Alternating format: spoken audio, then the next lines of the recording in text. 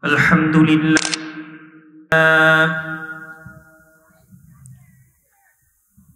وسلام على عباده الذين اصطفى أما بعد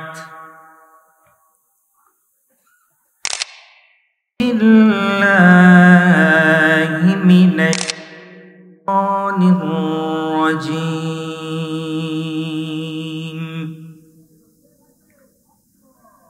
بسم الله الرحمن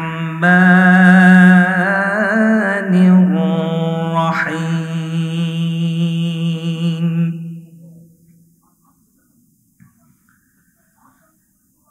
إن أول بيت وضع للناس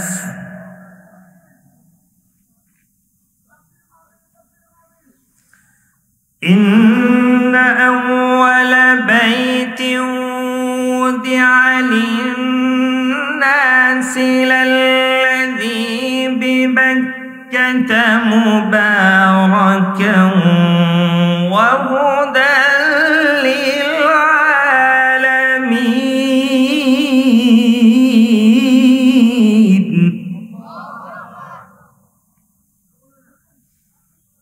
কোরআনের আয়াত শোনার পরে এত আস্তে আল্লাহু আকবার বললে আপনার ঈমানের ভিতরে ঘাপলা আছে, ঠিক কিনা? গায়ের শক্তি দিয়ে আল্লাহু আকবার বলতে হবে, ঠিক কিনা? ইন্না আউওয়ালা বাইতিন উদিআ লিন-নাসি লাল্লাযী বিবাক্কাতা মুবারাকান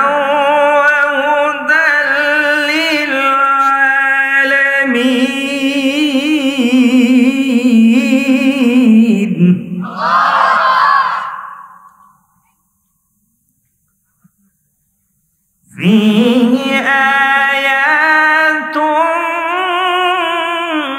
بينات مقام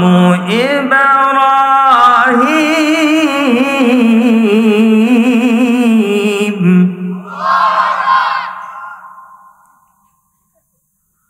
ومن دخله كان آمنا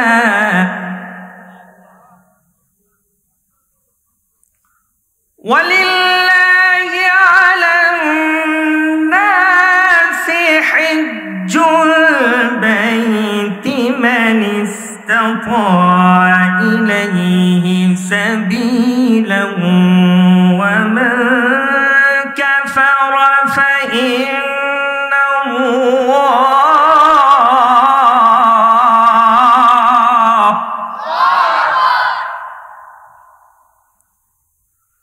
ومن كفر فإن الله غني عن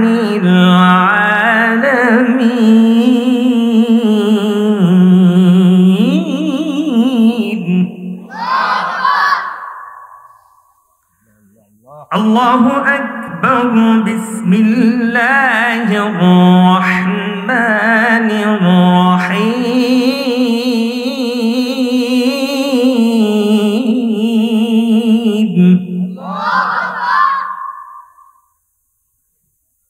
إلا من تاب وآمن وعمل صالحا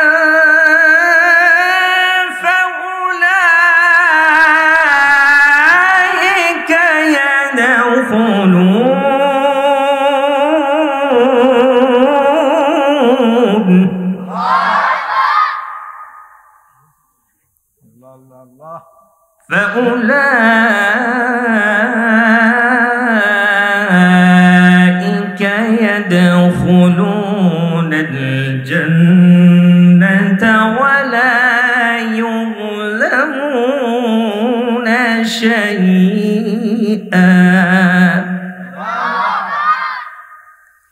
الله أكبر بسم الله الرحمن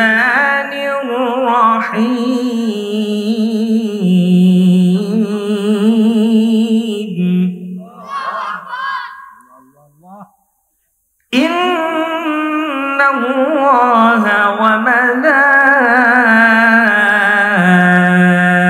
وملائكته يصلون على النبي يا أيها الذين آمنوا صلوا عليه وسلموا تسليما اللهم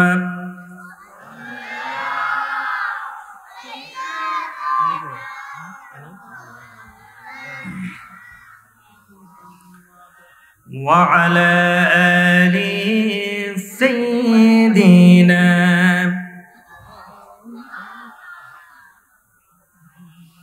হে রাসূল বুঝি না আমি রেখেছ বেঁধে মোরে কোন সুতোয় তুমি রেখেছ বেঁধে মোরে কোন সুতোয় জানি না গোপনে কেমন করে জানি না গোপনে কেমন করে হৃদয় গড়েছ প্রেমের বলয় হে রাসূল বুঝি না আমি রেখেছ বেঁধে মোরে কোন সুতোয় তুমি রেখেছ বেঁধে মোরে কোন সুতোয় আল্লাহুম্মা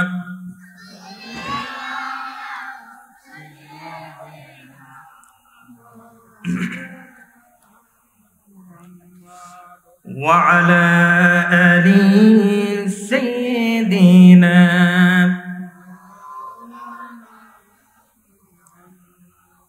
আমি কোরআনের সুর মাঝে শুনেছি যে নাম আজানির সুর মাঝেও শুনেছি ও নাম আমি কোরআনের সুর মাঝে শুনেছি যে নাম আজানির সুর মাঝেও শুনেছি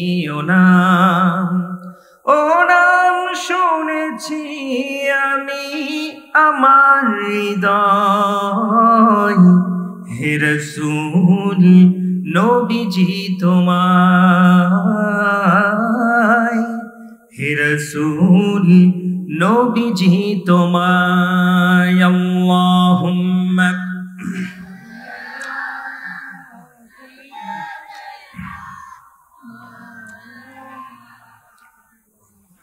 وعلى آله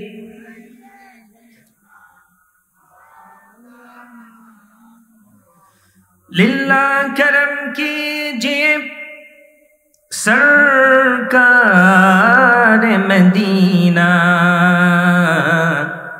मुझको भी बुला लीजिए दियारे मदीना बलगल उला बिकमालिही कशफत तुजा बिजमालिही हसनत जमीउ खिसालिही सल्लू मशरिक़े हुब्बे मुहम्मद मतलए दीवाने माँ मतलए खुरशीद सिक़ास सीने सूज़ाने माँ बलगल उला كشف الدجى بجماله حسنت جميع خصاله صلوا عليه وآله। আমি আপনাদের সামনে যে বিষয়টা নিয়ে কথা বলতে চাচ্ছি, বিষয়টি হচ্ছে আমরা সবাই জান্নাতে যেতে চাই, ঠিক কিনা?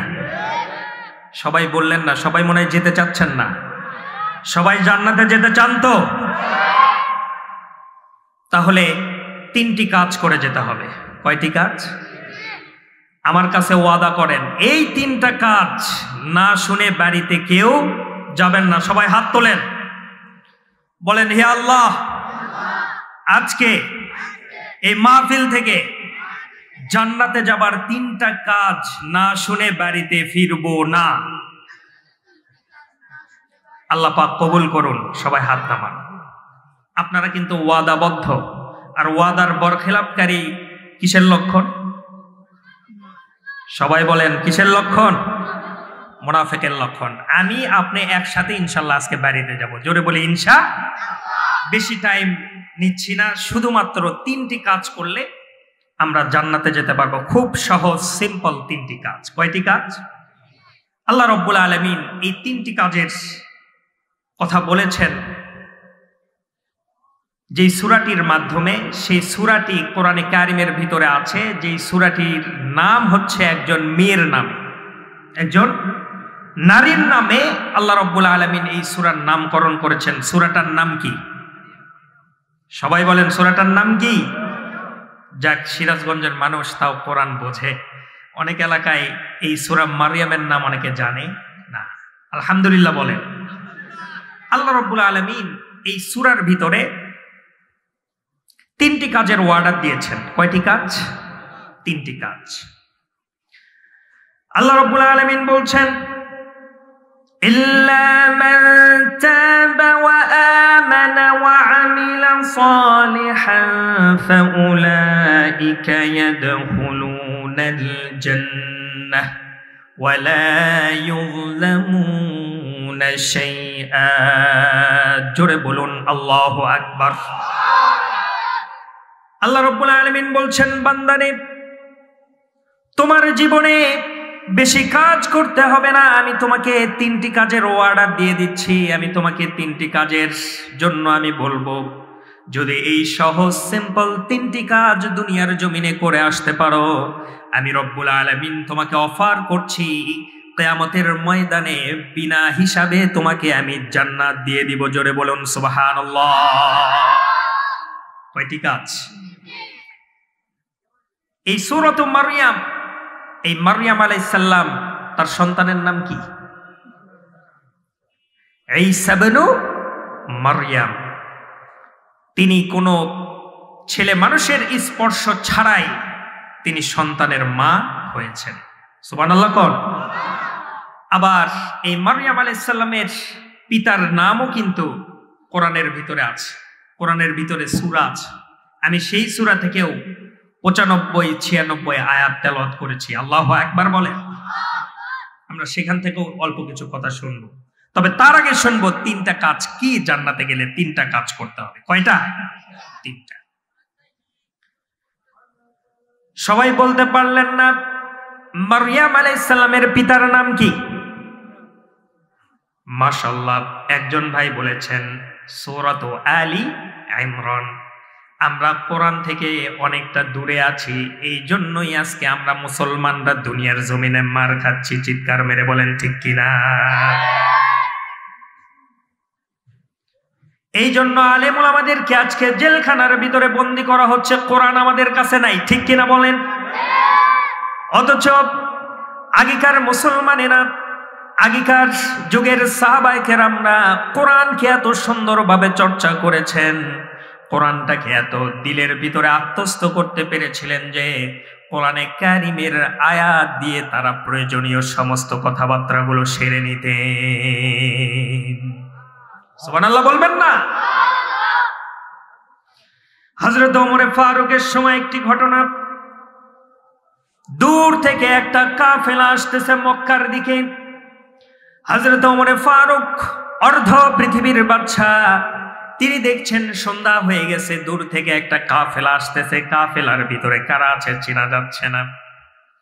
কাফেলাটি হযরত ওমর ফারুকের সামনে দিয়ে অতিক্রম করবেন। কাফেলাকে লক্ষ্য করে হযরত ওমর ফারুক বললেন, এই কাফেলা কোথা থেকে আসতেছ? সঙ্গে সঙ্গে কাফেলার লোকের ভিতর থেকে একজন কোরআনে কারিমের আয়াতে উত্তর করছেন, মিন ফাজ্জিল আমিক, প্রত্যন্ত অঞ্চল থেকে, গ্রাম অঞ্চল থেকে এই কাফেলা চলে আসতেছে। হযরত ওমর ফারুক চিন্তা করলেন, কে এমন এই কাফেলার ভিতরে আছে যে কিনা কোরআনের কারিমের আয়াত দিয়ে আমার কথার উত্তর করলো, দেখি তো আরেকটা প্রশ্ন করি। হযরত ওমর ফারুক প্রশ্ন করলেন, ও কাফেলার লোকেরা, তোমরা যাবে কোথায়? সঙ্গে সঙ্গে কাফেলার দলের লোকের ভিতর থেকে কোরআনে কারিমের আরেক আয়াত দিয়ে উত্তর করছেন, ইলা বাইতিল আতীক। জোরে বলেন আল্লাহু আকবার। আমরা কাবা শরীফের দিকে যাচ্ছি, বাইতুল্লাহর দিকে যাচ্ছি। আল্লাহু আকবার। এবার হযরত ওমর ফারুক অবাক হয়ে জিজ্ঞেস করলেন, ও কাফেলার লোকেরা, আমি তোমাদেরকে দুটি প্রশ্ন করেছি, দুটি যেহেতু কোরআনে কারিম থেকে তোমরা উত্তর করলে, আমি তোমাদেরকে কোরআনে কারিম থেকে কিছু প্রশ্ন করতে চাই। এটা বলেই হযরত ওমর ফারুক বলছেন, ও কাফেলার লোকেরা, বলো তো কোরআনে কারিমের ভিতরে সর্বশ্রেষ্ঠ আয়াত কোনটি? সঙ্গে সঙ্গে কাফেলার লোকের ভিতর থেকে উত্তর আসছে, আমার সঙ্গে সবাই পড়েন, আল্লাহু লা ইলাহা ইল্লা হুয়াল হাইয়ুল কাইয়্যুম লা তা'খুযুহু সিনাতুন ওয়ালা নাওম। জোরে বলেন আল্লাহু আকবার। সবাই চিৎকার দিয়ে বলেন তো, এই আয়াতটার নাম কি? সবাই বলেন, এই আয়াতটার নাম কি? এই আয়াতটা প্রত্যেকটা ফরজ নামাজের পরে এই আয়াতটা পড়ে যদি আপনি বুকে ফু দিয়ে দেন, তাহলে আজরাইল আলাইহিস সালাম যখন জান কবজ করার জন্য আসবে, মৃত্যু যন্ত্রণা আপনাকে ছুঁইতে পারবে না। জোরে বলেন সুবহানাল্লাহ। এই আমলটা আজ থেকে সবাই করবেন ইনশাআল্লাহ। হযরত ওমর ফারুক বললেন, ও কাফেলার লোকেরা, তোমরা তো বলে দিয়ে কোরআনের শ্রেষ্ঠ আয়াত হচ্ছে আয়াতুল কুরসি। এবার তোমরা আমাকে বলো, কোরআনে কারিমের ভিতরে সবথেকে ভয়ানক আয়াত কোনটি? সঙ্গে সঙ্গে কাফেলার লোকের দলের ভিতর থেকে বলছে, ফামাইয়ামাল মিসকালা যাররাতিন খায়রান ইয়ারাহু ওয়া মাইয়ামাল মিসকালা যাররাতিন শাররান ইয়ারাহ। জোরে বলেন আল্লাহু আকবার। আমার বন্ধুগণ, হযরত ওমর ফারুক অবাক হয়ে যাচ্ছেন বারবার। তিনি এবার জিজ্ঞেস করলেন, ও কাফেলার লোকেরা, বলো তো কোরআনে কারিমের ভিতরে কোন আয়াতটি মুমিনের ভিতরে আশা সঞ্চার করে দেয়? কোন আয়াতটা পড়লে পরে মুমিন আশা প্রাপ্ত হয়ে যায়? এই রকম কোন আয়াত থাকলে তোমরা আমাকে শোনায়া দাও। সঙ্গে সঙ্গে কাফেলার লোকের ভিতর থেকে উত্তর করা হচ্ছে, قل يا عبادي الذين أسرفوا على أنفسهم لا تقنطوا من رحمة الله। চিৎকার দিয়ে বলুন আল্লাহু আকবার। এবার হযরত ওমর ফারুক বললেন, ও কাফেলার লোকেরা, বলো তো কোরআনে কারিমের ভিতরে কোন আয়াতটি সবথেকে ওয়েট বহন করে, ওজনওয়ালা আয়াত? সঙ্গে সঙ্গে কাফেলার লোকের ভিতর থেকে উত্তর করছেন, ইন্নাল্লাহা ইয়া'মুরু বিল আদলি ওয়াল ইহসানি ওয়া ইতা'যিল কুরবা ওয়া ইয়ানহা আনিল ফাহশাই ওয়াল মুনকার। জোরে বলেন আল্লাহু আকবার। অর্ধ পৃথিবীর বাদশা হযরত ওমর ফারুক কাফেলাদেরকে জিজ্ঞেস করছিলেন কোরআন দিয়া, আর কাফেলার লোকেরাও কত কোরআনের জ্ঞানী ছিলেন, তারাও কোরআন দিয়ে উত্তর করছিলেন। এই কোরআনের চর্চা পৃথিবীতে যতদিন ছিল, পৃথিবীতে শান্তি ছিল। কোরআনের চর্চা যেদিন থেকে বন্ধ হয়েছে, সেদিন থেকেই পৃথিবীতে অশান্তি শুরু হয়েছে। ঠিক কি না? কোরআনের চর্চা আবার শুরু করতে হবে। মুসলমানদেরকে কি দৌলত আল্লাহ রাব্বুল আলামিন দিয়েছেন কোরআন। এই কোরআন যদি আমরা চর্চা করতে পারি তাহলে পৃথিবীতে কোনো মুসলমান আর কোনোদিন মার খাবে না। বাংলাদেশে কোনো আলেম আর জেলখানায় বন্দী থাকবে না। জোরে বলেন ঠিক কিনা?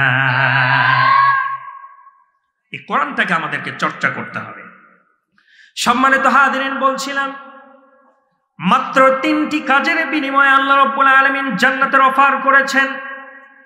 1 নাম্বার কাজ হলো খুবই সহজ কাজ, সেটা হচ্ছে ইল্লা মান তাবা। 1 নাম্বার শর্ত হচ্ছে আল্লাহ রাব্বুল আলামিন বলছেন, বান্দা তুমি যতই গুনাহ করো না কেন, গুনাহ করার পরে 1 নাম্বার শর্ত তাওবা করবা, আমি তোমারে জান্নাত দিয়ে দিব। আল্লাহু আকবার। 1 নাম্বার শর্ত কি? তাওবা। তাওবা অর্থ হচ্ছে ফিরে আসা। তাওবা অর্থ কামব্যাক করা, প্রত্যাবর্তন করা। কার দিকে? আমাদের সবার গুনাহ আছে না নাই? সবার গুনাহ আছে না নাই? সবাই আমরা গুনাহ করেছি। তাহলে জান্নাতে যাবার 1 নাম্বার শর্ত, সবাই চিল্লায় বলেন কি? সবাই বলেন কি? 1 নাম্বার শর্ত তাওবা করতে হবে। আমার বন্ধুগণ, এই তাওবা প্রথম করেছেন কে? করেছেন বলেন তো? এই পৃথিবীর প্রথম মানব, এই পৃথিবীর প্রথম মানবী, তারা 2 জনে মিলে। আমার মা বোনেরা আছেন, খুব ভালো করে মনোযোগ দিয়ে শুনবেন। আমার বন্ধুগণ, পৃথিবীতে 2টা দল। কয়টা দল? 1 দলের নাম হচ্ছে হিজবুশ শাইতান, শয়তানের দল। আর 2 নাম্বার দলের নাম, 1 নাম্বার দলের নাম আমি বলবো, 1 নাম্বার দলের নাম হিজবুল্লাহ, আল্লাহর দল। আমরা কার দলের লোক? আমরা কার দলের লোক? জোরে বলেন। আর যদি আল্লাহর দল করে যেতে পারেন তাহলে কি হবে? আলা ইন্না হিজবাল্লাহি হুমুল গালিবুন। যদি আল্লাহর দল করে যেতে পারি তাহলে ওই কঠিন কিয়ামতের ময়দানের পরে জান্নাত আমাদেরকে আল্লাহ রাব্বুল আলামিন দিয়ে দিবেন। সুবহানাল্লাহ। আমার বন্ধুগণ, আদম আলাইহিস সালাম, আমাদের আসল বাড়ি কিন্তু জান্নাতে। কথা কন না? আমাদের আসল বাড়ি কই? কারণ আমাদের আদি পিতা আদম আলাইহিস সালাম কোথায় ছিলেন? জান্নাতের ভিতরে ছিলেন। আমাদের বাড়ি কিন্তু পৃথিবীতে নয়। আমাদের বাড়ি কোথায়? আমাদেরকে শয়তান প্রতারণা করে, ষড়যন্ত্র করে বের করে দিয়েছে, ঠিক কিনা? এখনো শয়তান প্রত্যেকের সাথে প্রতারণা করছে, ষড়যন্ত্র করছে জান্নাত থেকে বের করে দেওয়ার জন্য, ঠিক কিনা? কিন্তু আল্লাহ বলছেন, না শয়তান, তুই জান্নাত থেকে আমার বান্দাদেরকে বের করতে পারবি না। আমি আমার বান্দাদেরকে 3টি কাজের অর্ডার দিয়েছি। 1 নাম্বার কাজ, তারা যতই গুনাহ করুক না কেন, আমার কাছে যদি একবার তাওবা করে, আমি বান্দার জিন্দেগির সমস্ত গুনাহগুলো মাফ করে দিব। বলছিলাম এই পৃথিবীতে প্রথম তাওবা করেছেন হযরত আদম আলাইহিস সালাম। জান্নাতের ভিতরে ছিলেন, গন্ধম ফল খেয়ে ফেললেন, শয়তানের ওয়াসওয়াসায় পড়ে গেলেন। আমার বন্ধুগণ, আল্লাহ রাব্বুল আলামিন বললেন, আদম আর জান্নাতে থাকতে পারবে না। কুলনা হাবিতু মিনহা জামিআন ফাইম্মা ইয়াতিয়ান্নাকুম মিন্নি হুদা। জোরে বলেন আল্লাহু আকবার। দুনিয়ায় নামিয়ে দেওয়া হলো। দুনিয়ায় নামানোর পরে তিনি যেই দোয়াটি পড়ে তিনি তাওবা করেছেন, সবাই আমরা জানি, আমাদের মুখের দোয়া সবাই পড়েন, রব্বানা যালামনা আনফুসানা ওয়া ইল্লাম। জোরে বলেন।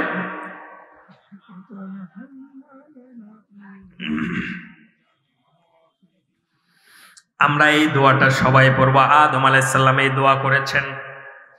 অনেক দিন যাবত এই দোয়া করার পরে আল্লাহ রাব্বুল আলামিন আদম আলাইহিস সালামকে মাফ করে দিলেন এবং মাফ করে দিয়ে তাদেরকে দুনিয়ায় বসবাস করার অনুমতি দিয়ে দিলেন। জোরে বলেন সুবহানাল্লাহ। আমার বন্ধুগণ, আপনি যতই গুনাহ করেন না কেন, আল্লাহ রাব্বুল আলামিনের কাছে তাওবাটা, বান্দার তাওবাটা অনেক প্রিয়, বান্দার ফিরে আসাটা অনেক প্রিয়, বান্দার আল্লাহর দিকে কামব্যাক করাটা অনেক প্রিয়, বান্দার তাওবাটা আল্লাহ রাব্বুল আলামিনের কাছে অনেক প্রিয়। আমার বন্ধুগণ, বনি ইসরাইলের একজন যুবক 99 মার্ডার করেছেন। 99 কত? 99টা খুন করেছে বনি ইসরাইলের একটি যুবক। বুখারী মুসলিমের বর্ণনা, বনি ইসরাইলের একটি যুবক 99 মার্ডার করার পরে তার মনের ভিতরে প্রতিক্রিয়ার সৃষ্টি হয়েছে। সে আল্লাহর দিকে ফিরে আসতে চায়, সে দিনের পথে ফিরে আসতে চায়, সে আল্লাহর দিকে প্রত্যাবর্তন করতে চায়, কাম ব্যাক করতে চায়। পথের ভিতরে এক আল্লাহর গোলামের সঙ্গে দেখা হওয়ার পরে বলছেন, ও আল্লাহর গোলাম, আমি তো জীবনে 99 মার্ডার করেছি, আমি কি আল্লাহর কাছে মাফ চাইলে মাফ পাবো? ওই আল্লাহর গোলাম রাস্তার ভিতরে ওই 99 খুনি, ওই 99 মার্ডার করা সিরিয়াল কিলারকে বলতেছে, না তুমি 99টি খুন করেছো, আল্লাহ রাব্বুল আলামিন তোমাকে কোনোদিন মাফ করবে না।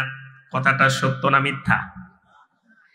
আমার বন্ধুগণ, যেই মুহূর্তে 99 মার্ডার করা সেই সিরিয়াল কিলারকে ওই ব্যক্তি বলে ফেললো, না তুমি মাফ পাবা না, সঙ্গে সঙ্গে তরবারি বের করে কাল্লা যেতে মেরে দিল। কাল্লাটা ছিটকে রাস্তার ওই পারে পড়ে গেল। কয়টা খুন হয়ে গেল?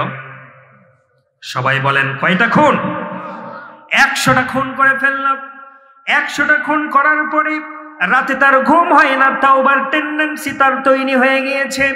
রাতে তার ঘুম হচ্ছে না, সকালের আলোতে সে বাহিরে ভালোভাবে বের হতে পারছে না, তাওবা করতে চায়, আল্লাহর দিকে ফিরে আসতে চায়।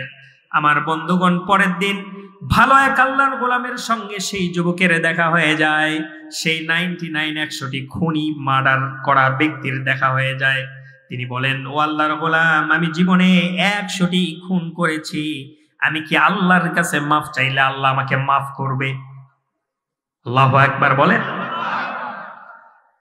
ওই আল্লাহর গোলাম ডেকে বলছে, ও আল্লাহর গোলাম, তুমি যেহেতু 100টি খুন করেছ, তুমি যেহেতু আল্লাহর কাছে মাফ চাচ্ছ, আমি তোমাকে একটা পরামর্শ দিই। তুমি যেই ছেলে পেলেদের সঙ্গে ঘোরো, যেই সমাজে তুমি বসবাস করো, এই সমাজে বসবাস করলে তুমি ভালো হতে পারবা না। অনেক খারাপ সমাজ আছে না নাই? অনেক বন্ধু বান্ধব খারাপ আছে না নাই? অনেক বন্ধু বান্ধবের সাথে ঘুরলে অনেকে বিড়ি খাওয়া শিখে আছে না নাই? অনেকে গাঞ্জা টানা শিখে আছে না নাই? ও আল্লাহর গোলাম ডেকে বলছে, ও আল্লাহর গোলাম, তুমি যে এলাকায় বসবাস করছো, এই এলাকায় থেকে তুমি ভালো হতে পারবা না। আমার জানা মতে ওই দূরে একটা ভালো এলাকা আছে, সে এলাকায় গিয়ে তুমি নামাজ কালাম পড়ো, ইসলামের পথে চলো, আল্লাহ রাব্বুল আলামিন নিশ্চয় তোমাকে ক্ষমা করে দিবেন। আল্লাহু আকবার। কয়শটি খুনি? 100টি খুনি। রওনা দিয়েছে ভালোর দিকে। পথের ভিতরে মালাকুল মাউত এসে হাজির, আজরাইল আলাইহিস সালাম এসে হাজির হয়ে গেছে। জানটা কবজ করে নিয়ে গেল। রহমতের ফেরেশতা, আযাবের ফেরেশতা এসে ওই 100টি খুনির জানটাকে নিয়ে টানা হেঁচড়া শুরু করেছে। আমার বন্ধুগণ, খুব মনোযোগ দিয়ে শুনবেন। সঙ্গে সঙ্গে আল্লাহ রাব্বুল আলামিন বলছেন, ও আমার ফেরেশতারা, দেখো তো আমার এই গোলামটা ভালো হওয়ার জন্য যে তাওবার নিয়ত করে যে ভালোর দিকে যাচ্ছিল, এই ভালোর রাস্তাটা সে বেশি গিয়েছে না কম গিয়েছে? মেপে দেখা গেল ওই 100টি খুনি ভালোর দিকে যে যাচ্ছিল সেই রাস্তাটা বেশি হয়ে গেছে। আল্লাহু আকবার। আল্লাহ রাব্বুল আলামিন বললেন, ও আমার ফেরেশতারা, শুনে রাখো, আমি ওই বান্দার সকল গুনাহ মাফ করে দিয়ে জান্নাতের ফয়সালা করে দিলাম। আল্লাহু আকবার, লিল্লাহিত তাকবীর। কয়শটি খুনি? আমাদের কি 100টি খুন করা আছে? এত গুনাহ আছে আমাদের? তাহলে মাফ চাইবো কার কাছে? 1 নাম্বার শর্ত কি? 1 নাম্বার শর্ত, ফিরে আসতে হবে। আমাদের জীবনে ভুল আর ভুল, ঠিক কিনা? ভুল ছাড়া জীবনে আর কি আছে? ভুল করে ফিরে আসি তোমার কাছে। চিৎকার করে বলেন, কার কাছে? ভুল ছাড়া জীবনে আর কি আছে? ভুল করে ফিরে আসি তোমার কাছে। তোমার দেয়া সেই আলোকিত পথ, যেই পথে খুঁজে পাই আসল কি মত। তোমার দেয়া সেই আলোকিত পথ, সেই পথে খুঁজে পাই আসল কি মত। আজ শুধু ফরিয়াদ তোমার কাছে, আজ শুধু ফরিয়াদ তোমার কাছে, সেই পথে চলবার শক্তি দিও, সেই পথে চলবার শক্তি দিও। চিৎকার মেরে বলি আমিন। আমার বন্ধুগণ, এই তাওবার টেন্ডেন্সি আমাদের ভিতরে আনতে হবে। তাওবাটা হচ্ছে আল্লাহ রাব্বুল আলামিনের একটা হুকুম। নামাজ যেমন হুকুম, রোজা যেমন হুকুম, এই তাওবা আল্লাহ রাব্বুল আলামিন একটি হুকুম করে দিয়েছেন। আল্লাহ পাক বলেন, ওয়াতুবু ইলাল্লাহি জামিআন আইয়ুহাল মুমিনুনা লাআল্লাকুম তুফলিহুন। জোরে বলেন আল্লাহু আকবার। মুমিনের যত গুণ রয়েছে, মুমিন যদি কোনো বান্দা মুমিন হতে পারে, মুমিন ছাড়া জান্নাতে যাওয়া যাবে? মুমিন বান্দা ছাড়া জান্নাতে যাওয়া যাবে না। আল্লাহ রাব্বুল আলামিন বলছেন, মুমিন যেই সমস্ত বান্দারা হবে, সেই সমস্ত বান্দাদের টপ ক্লাস গুণের ভিতরে 1 নাম্বার গুণ হবে তাওবা। জোরে বলেন সুবহানাল্লাহ। আল্লাহ রাব্বুল আলামিন তা অন্য জায়গায় ফাইন্ড আউট করে দিয়ে বলছেন, التائبون العابدون الحامدون السائحون الراكعون الساجدون الآمرون بالمعروف। চিৎকার মেরে বলেন আল্লাহু আকবার। আমার বন্ধুগণ, বান্দার ওই কাজটি আল্লাহ রাব্বুল আলামিনের কাছে দারুণ প্রিয়। বান্দা যখন সকল গুনাহ ছেড়ে শুধুমাত্র আল্লাহকে রাজি খুশি করার জন্য বান্দা যখন ওযু বানায়, ওযুতে যখন হাত ধৌত করে, হাতের সগীরা গুনাহগুলো বান্দার মাফ হয়ে যায়। আল্লাহু আকবার। আমার বন্ধুগণ, বান্দা যখন মুখমণ্ডল ধৌত করে, মুখের সগীরা গুনাহগুলো মাফ হয়ে যায়। বান্দা যখন মাথা মাসাহ করে, মাথার সগীরা গুনাহগুলো মাফ হয়ে যায়। বান্দা যখন পা ধৌত করে, পায়ের সগীরা গুনাহগুলো আল্লাহ রাব্বুল আলামিন মাফ করে দেন। বান্দা যখন শুধুমাত্র খালেস নিয়তে মসজিদের দিকে এগিয়ে চলে, আল্লাহ রাব্বুল আলামিন বান্দার সঙ্গে যেতে যেতে চলতে থাকেন। জোরে বলেন সুবহানাল্লাহ। বান্দা যখন নামাজের ভিতরে এসে আল্লাহর সামনে দাঁড়িয়ে যান, আল্লাহ ওই বান্দার সামনে এসে দাঁড়িয়ে যান।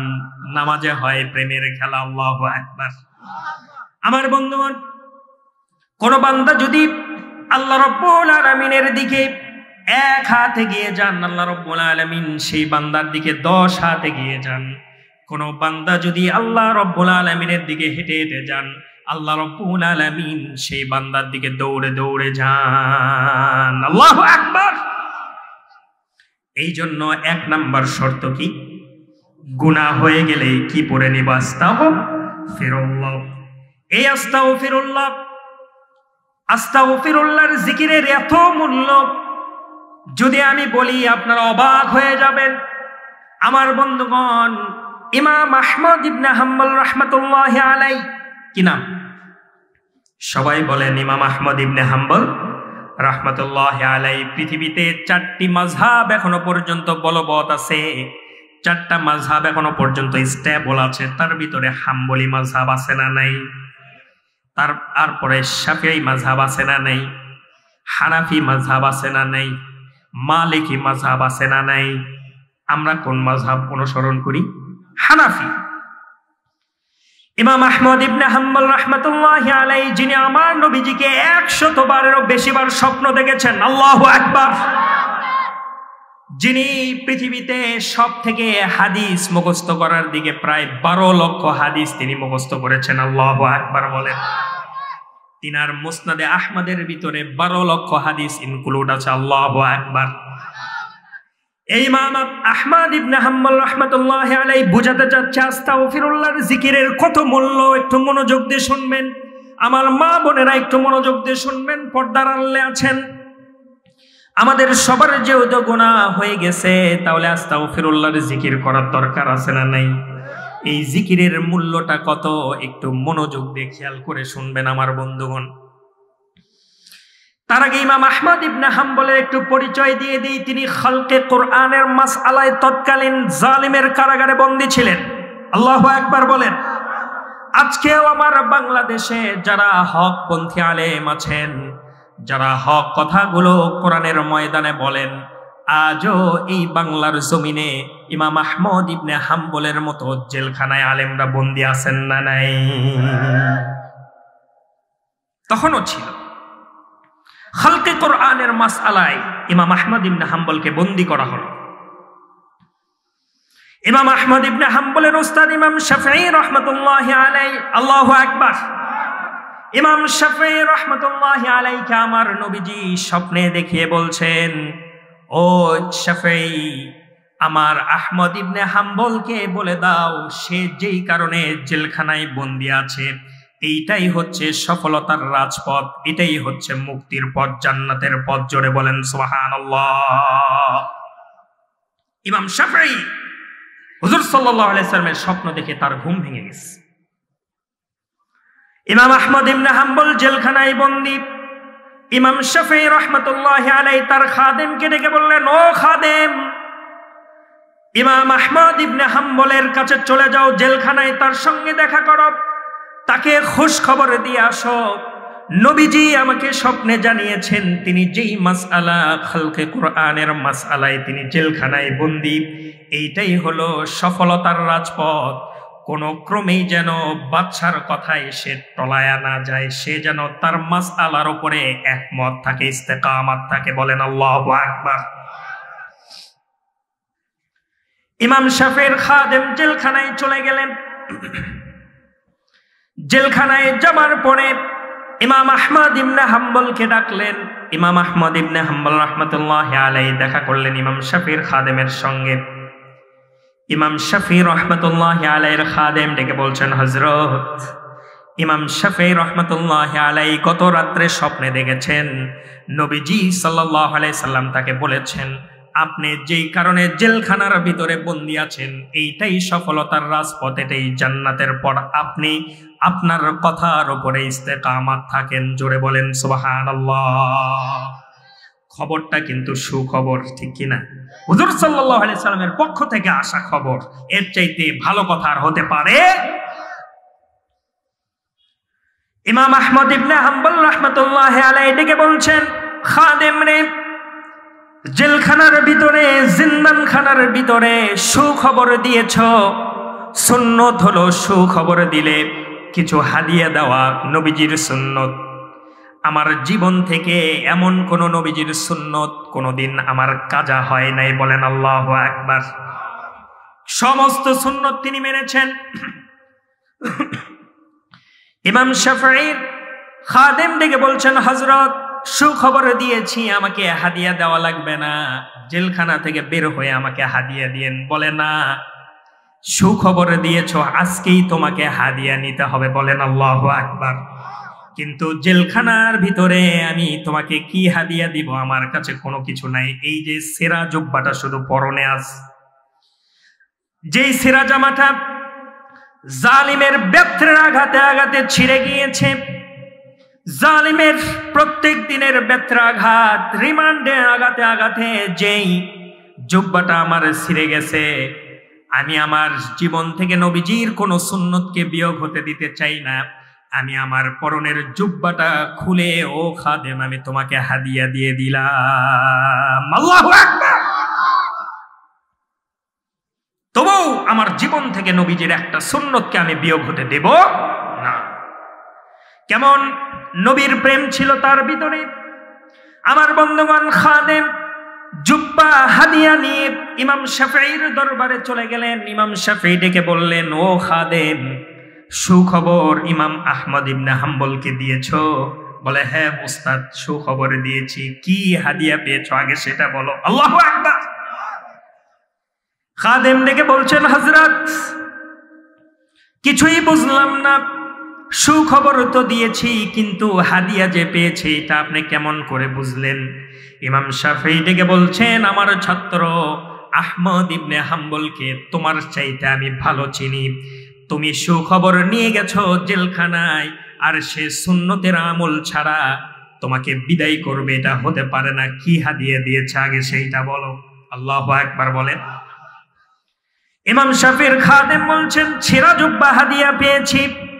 বেত্রের আঘাতে আঘাতে যেই জামাটা তার পরনে ছিল ছিঁড়ে গিয়েছে, হয়তোবা কাল থেকে জালিমের বেত্রে আঘাত তার শরীরের চামড়াগুলো ছিঁড়ে ফেলবে। তারপরেও ইমাম সুন্নতের আমলটাকে বাদ দিতে পারেন নাই, তিনি আমাকে জুব্বা হাদিয়া দিয়েছেন। ইমাম শাফি ডেকে বলছেন, ও খাদেম, জুব্বাটা একটু আমার কাছে দাও। জুব্বা নিয়ে ইমাম শাফি রহমতুল্লাহ আলাইহি রুমের ভিতরে চলে গেলেন। রুমের ভিতর থেকে বের হয়ে খাদেমকে ডেকে বলছেন, নাও তোমার জুব্বা, তোমাকে আবার দিয়ে দিলাম। খাদেম ডেকে বলছেন, হুজুর কিছুই বুঝলাম না, শুকনা জুব্বা আপনাকে দিলাম, রুমের ভিতর থেকে আপনি ভিজা জুব্বা আমাকে দিলেন, কারণটা কিছুই বুঝলাম না। আল্লাহু আকবার বলেন। কোনো কিছুই কারণ বুঝলাম না। আমার বন্ধুগণ, এই কারণটা আমি লাস্টে বলবো ইনশাআল্লাহ। বলে আমার বন্ধুগণ, বলছিলাম ইমাম শাফিঈ রহমাতুল্লাহি আলাইহি, ইমাম আহমদ ইবনে হাম্বল রহমাতুল্লাহি আলাইহি একদিন দিনের কাজে বের হয়েছেন, দিনের দাওয়াত দেওয়ার জন্য বের হয়েছেন। দিনের দাওয়াতটা তিনি দিবেন। দিনের দাওয়াত দিতে দিতে তিনার এলাকা ছেড়ে অন্য এলাকায় তিনি চলে গেলেন। বলছিলাম আস্তাগফিরুল্লাহর জিকিরের কত দাম মনে আছে তো? আমার ওয়াজ বুঝতেছেন? বুঝতেছেন তো? একবার তাকবীর দেন, লিল্লাহে তাকবীর। একটু জিকির করেন, লা ইলাহা,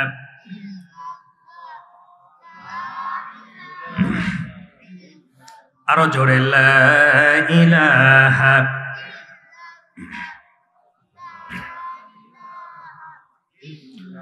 লা ইলাহা ইল্লাল্লাহু মুহাম্মাদুর রাসূলুল্লাহ সাল্লাল্লাহু। আস্তাগফিরুল্লাহর জিকির করতে হবে। জান্নাতে যাবার 1 নম্বর শর্ত কি? সবাই বললেন না? তাওবা করতে হবে। আর তাওবা মানে আস্তাগফিরুল্লাহর জিকির। আল্লাহু আকবার। ইমাম আহমদ ইবনে হাম্বল তিনি দিনের কাজের দাওয়াত দিতে দিতে অনেক দূর চলে গেলেন। নিজের এলাকা ছেড়ে দিলেন, অন্য একটা এলাকায় তিনি যখন প্রবেশ করলেন, সন্ধ্যা হয়ে গেছে। আমার বন্ধুগণ, ইমাম আহমদ ইবনে হাম্বল রহমতুল্লাহি আলাইহি একটা মসজিদের ভিতরে উঠলেন। আপনাদের মসজিদ যেমন শেখপাড়া বাইতুল ফালাজায় মসজিদ, এইরকম একটা মসজিদে ইমাম আহমদ ইবনে হাম্বল রহমতুল্লাহি আলাইহি উঠে মাগরিবের নামাজ আদায় করলেন। কিসের নামাজ? সবাই বলেন, কিসের নামাজ? খুব মনোযোগ দিয়ে শুনবেন। মাগরিবের নামাজ আদায় করলেন। মাগরিবের নামাজ আদায় করার পরে তিনি চিন্তা করলেন, এই কনকনা শীতের রাত্রে আমি যদি বাসায় ব্যাক করি বাড়িতে যেতে পারবো না, রাতে শীতের ভিতরে কষ্ট পেয়ে যাব। এইখানেই ইশার নামাজ আদায় করে রাত্রে বেলা জিকির আজগার করতে করতে, কোরআনের আয়াত গবেষণা করতে করতে মাসআলা বের করব। জোরে বলেন সুবহানাল্লাহ। ইমাম আহমদ ইবনে হাম্বল এত ব্রিলিয়ান্ট একজন মুহাদ্দিস ছিলেন, তিনি এক রাত্রের ভিতরে এক আয়াতকে চিন্তা ভাবনা করে 100টি মাসআলা বের করতে পারতেন। বলেন আল্লাহু আকবার। এইরকম ব্রিলিয়ান্ট আলেম, জগৎ বিখ্যাত মুহাদ্দিস, জগৎ বিখ্যাত মুফাসসির কোরআন। তিনি ঈশার নামাজ আদায় করলেন ওই মসজিদেই। মসজিদে নামাজ আদায় করার পরে সবাই চলে গেল। মসজিদের মুয়াজ্জিন অথবা মসজিদের কেয়ারটেকার খাদেম অথবা মসজিদ কর্তৃপক্ষ দেখলেন একজন মুসাফির ওই কানের ভিতরে বসে জিকির করে। কি করে? সঙ্গে সঙ্গে আমার বন্ধুগণ যে বলছেন, ও মুসাফির, এই জায়গায় থাকা যাবে না, এই জায়গায় রাত্রি যাপন করা যাবে না, এটা মুসাফির খানা না, আপনি বের হয়ে যান। তিনি নিজের পরিচয় গোপন করলেন। তিনি বললেন, না আমি ইমাম আহমদ ইবনে হাম্বল। বললে সবাই চিনে ফেলতো, ঠিক কিনা বলেন? আজকে আমরা 2 টাকার হুজুর হইয়া বড় গর্ব করি, অথচ ইমাম আহমদ ইবনে হাম্বল 12 লক্ষ হাদিস লেখার পরেও ওই মসজিদের কেয়ারটেকারকে নিজের পরিচয় দেন নাই। আল্লাহু আকবার। তিনি আস্তে করে বের হয়ে পড়লেন। তিনি বের হয়ে চিন্তা করলেন আজকে যাব কোথায়। তিনি সামনের দিকে এগোনো শুরু করলেন। সামনের দিকে এগোচ্ছেন, এগোতে এগোতে গভীর রাত হয়ে গেল। রাত 3টা 4টা বেজে গেল। তিনি দূরে দেখতে পারলেন বিশাল বড় একটা বাজার। বাজারের ভিতরে সমস্ত দোকানপাট গুলো বন্ধ হয়ে আছে। সমস্ত দোকানপাট বন্ধ, একটা মাত্র দোকান খোলা। কয়টা দোকান? একটা দোকান খোলা। যেই দোকানটা খোলা, সেই দোকানের ভিতরে 40 থেকে 45 বছর বয়সের একজন যুবক মানুষ, একটা যুবক ছেলে, তিনি রুটি বানাচ্ছেন। কি বানাচ্ছেন? রুটি বানাচ্ছেন। ইমাম আহমদ ইবনে হাম্বল শীতের রাত কাঁপতে কাঁপতে তিনি রুটি বিক্রেতার কাছে গেলেন, যে বলছেন, ও ভাই রুটি বিক্রেতা, অনেক রাত হয়ে গেছে বাবা, তুমি আমাকে চিনবা না। আমি যেহেতু তোমার এখানে উনুন জ্বলছে, চুলা জ্বলছে, আমি রাতটা একটু কাটায় দিতে চাই। ফজর হইলেই আমি এখান থেকে বের হয়ে যাব। বলেন আল্লাহু আকবার। রুটি বিক্রেতা বলছেন, ঠিক আছে ঠিক আছে চাচা যান, আমি আপনাকে অনুমতি দিলাম, আপনি চুলার কাছে বসেন। চুলার কাছে বসে ইমাম আহমদ ইবনে হাম্বল কি আজীব ঘটনা লক্ষ্য করলেন। তিনি দেখলেন রুটি বিক্রেতা রুটি বানায়, পরে আস্তাগফিরুল্লাহ। রুটি কারাইয়ের ভিতরে ছেড়ে দেয়, পরে আস্তাগফিরুল্লাহ। রুটি কারাই থেকে তুলে যখন বাটিতে রাখে, পরে আস্তাগফিরুল্লাহ। রুটি যখন বিক্রি করে, কেশের ভিতরে যখন কাস্টমারের টাকা রাখে, তখনও পরে আস্তাগফিরুল্লাহ। কি আজীব একটা ঘটনা তিনি লক্ষ্য করলেন। এবার ইমাম আহমদ ইবনে হাম্বল ডেকে বলছেন, ও রুটি বিক্রেতা ভাই, এখানে আমি প্রায় অনেকক্ষণ যাবত হলে বসে আছি। তুমি রুটির যখন খামির তৈরি করো, তখনও পড়ো আস্তাগফিরুল্লাহ। আবার যখন রুটি কড়াইয়ের ভিতরে ছেড়ে দাও, তখনও পড়ো আস্তাগফিরুল্লাহ। আবার কড়াই থেকে যখন রুটিটা তুলে রাখো, তখনও পড়ো আস্তাগফিরুল্লাহ। কেশের ভিতরে যখন টাকা রাখো, তখনও পড়ো আস্তাগফিরুল্লাহর ঘটনাটা কি? সুবহানাল্লাহ। বলছিলাম এই তাওবার কতটা গুণ। কেন এত আস্তাগফিরুল্লাহ পড়ো? কেন এত বারবার? রুটি বানাও তখনও আস্তাগফিরুল্লাহ বলো, রুটির খামির তৈরি করো তখন আস্তাগফিরুল্লাহ বলো। রুটি বিক্রেতা ডেকে বলছেন, ও মুরব্বি চাচা, আমি আপনাকে চিনি না, এই আস্তাগফিরুল্লাহর জিকির করে আমি যা পেয়েছি আমি আপনাকে বলবো না। ইমাম আহমদ ইবনে হাম্বল ডেকে বলছেন, ও যুবক ভাই, আমি তো বুড়ো মানুষ হয়ে গেছি, আস্তাগফিরুল্লাহর জিকির করে তুমি এমন কি পেয়েছো যদি আমাকে বলতা, শেষ জীবনটা আমি আস্তাগফিরুল্লাহর জিকির করে কাটায়া দিতাম। সুবহানাল্লাহ। রুটি বিক্রেতা বলছে, আঙ্কেল, এই আস্তাগফিরুল্লাহর জিকির করে আমি অনেক কিছু পেয়েছি। যেমন কি পেয়েছ? এই আস্তাগফিরুল্লাহর জিকির করে সামান্য রুটির দোকানদারি করে আমি এই রুটি বিক্রি করে মাদ্রাসা মসজিদে দান করি, নিজে খাই, নিজে পড়ি, খুব সুন্দরভাবে জীবন যাপন করি, আমার কোনো অভাব নেই। আল্লাহু আকবার। আমাদের অভাব আছে না? নেই। জিকির করতে হবে কিসের? আস্তাগফিরুল্লাহ। এবার রুটি বিক্রেতা বলছেন, ও মুরব্বি চাচা যান, আস্তাগফিরুল্লাহর জিকির করে আমি পেয়েছি, যেদিন থেকে আমি আস্তাগফিরুল্লাহর জিকির শুরু করেছি, সেদিন থেকে আমার এই বডিতে, আমার এই শরীরে জ্বর সর্দির মতো কোনো রোগ হয় না। সুবহানাল্লাহ। কোনো রোগ আমাকে ছুঁইতে পারে না। আল্লাহু আকবার বলেন। আর কি পেয়েছ? বলে, আর বলা যাবে না চাচা। বলে, না, তুমি একটু আমাকে বলো আর কি ফজিলত তুমি পেয়েছো আস্তাগফিরুল্লাহর জিকির করে। আর কেনই বা তুমি আস্তাগফিরুল্লাহর জিকির করো? কেন রুটি বানাও? কেন এত বারবার আস্তাগফিরুল্লাহ বলো?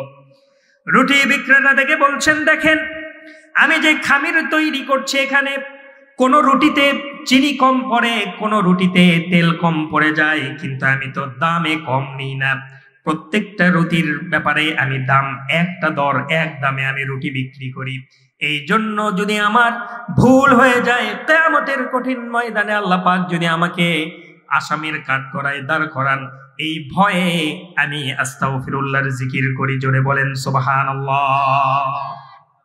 আর কি পেয়েছো আমাকে বলো।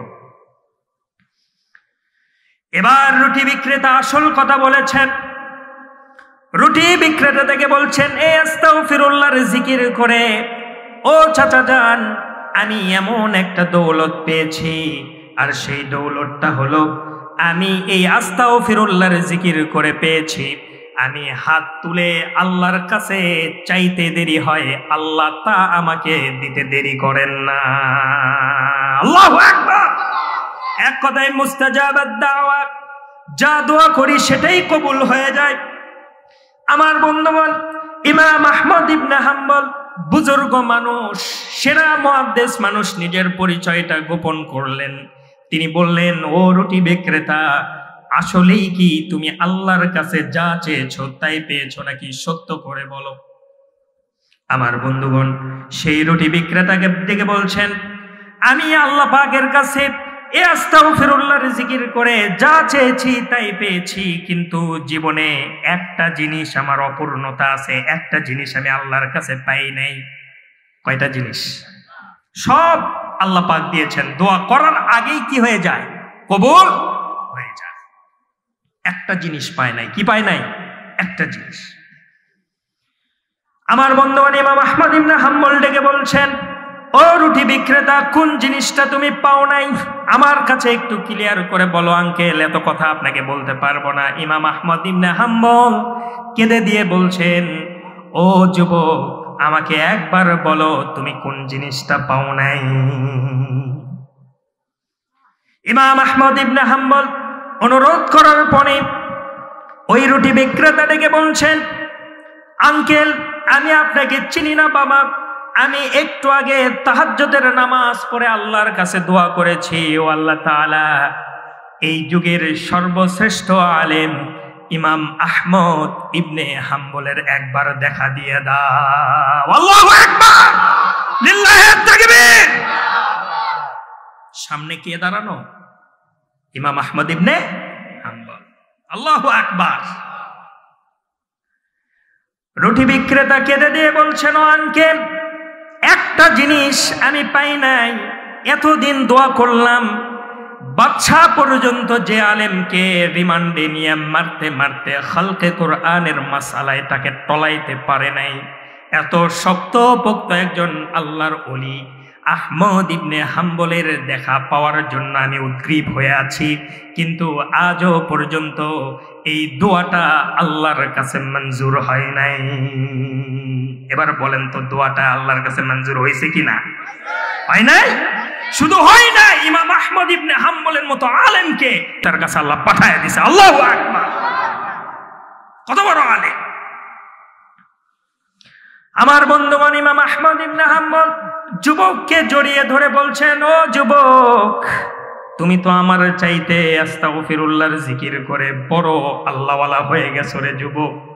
এই জন্য আমার বাড়ি থেকে আমাকে আল্লাহ রাব্বুল আলামিন বের করে দিয়া তোমার দোয়া শুধু কবুলই করেন নাই, বরং তোমার দোকানে আমি ইমাম আহমদ ইবনে হাম্বলকে পাঠায়া দিছে। আল্লাহু আকবার, লিল্লাহি তাকবীর। এক নাম্বার কি? এক নাম্বার করতে হবে তাওবা। 2 নাম্বারে আসবো না ছেড়ে দিব? আবার হাত তোলেন, আবার হাত তোলেন। লিল্লাহি তাকবীর। আবার ওয়াদা করেন, এই 2টা কাজ না শুনে কেউ বাড়িতে ফিরবো। জোরে বলি ইনশাআল্লাহ। তাহলে 1 নাম্বার জান্নাতে যাবার শর্ত কি?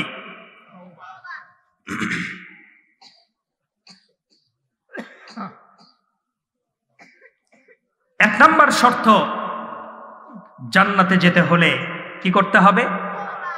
তওবা করতে হবে। 2 নাম্বার শর্ত, ঈমান আনতে হবে। ইল্লা মান তাবা ওয়া আমানা। ঈমান আনতে হলে তাহলে ঈমানের দাম আছে না নাই বলেন? আল্লাহ রাব্বুল আলামিন বলছেন, হাসিবান নাস আইয়াকুনু আহাসিবান নাসি আইয়ুতরাকু আইয়াকুলু আমান্না আমান্না বিল্লাহ। জোরে বলেন আল্লাহু আকবার। তোমরা কি মনে করেছো শুধুমাত্র মুখে বললাম আর ঈমান এনে আমি ঈমান আনলাম আর আমি তোমাকে ছেড়ে দিব? না, আমি তোমাকে ছাড়বো না। অবশ্যই ঈমানের পরীক্ষা দেওয়ার দরকার আছে না নাই? যেমন ইব্রাহিম আলাইহিস সালাম ঈমানের পরীক্ষা দিয়েছেন, দেন নাই? ইব্রাহিম আলাইহিস সালামকে নমরুদের দলে না অগ্নিকুণ্ডের ভিতরে নিক্ষেপ করলো, ঠিক কি না? অগ্নিকুণ্ডের ভিতরে যখন নিক্ষেপ করলো, জিবরাইল আমিন এসে বলছেন, ও ইব্রাহিম, আমার কাছে সাহায্য চাও, এই অগ্নিকুণ্ড থেকে আমি তোমাকে বাঁচায়া দেব। হযরত ইব্রাহিম আলাইহিস সালাম বলছেন, না, আমি তোমার কাছে সাহায্য চাইবো না, আমি সাহায্য চাইবো, আমি যার গোলামি করি আমি তার সাহায্য চাইবো। বলেন আল্লাহু আকবার। আমরা সবাই কার গোলাম? জীবনে আমরা কি কারো কাছে মাথা নত করতে পারি? কারো কাছে মাথা নত করতে পারি না। শত বিপদ আসবে, তবু আমরা বাতিল শক্তির কাছে মাথা নত করতে পারবো না, ঠিক কিনা? আমাদেরকে মেরে ফেলো, আমাদেরকে কেটে ফেলো, কিন্তু ঈমান বিক্রি করতে পারবো না, ঠিক কিনা? আল্লামা ইকবাল বলছেন, বাতিল সে দবনে ওয়ালে আয়ে আসমান নেহি হাম, बातिल से दबने वाले आए आसमां नहीं हम, सौ बर कर चुका है तू इम्तिहा हमारा। এই পৃথিবী 100 বারেরও বেশি বার পরীক্ষা করে দেখেছে।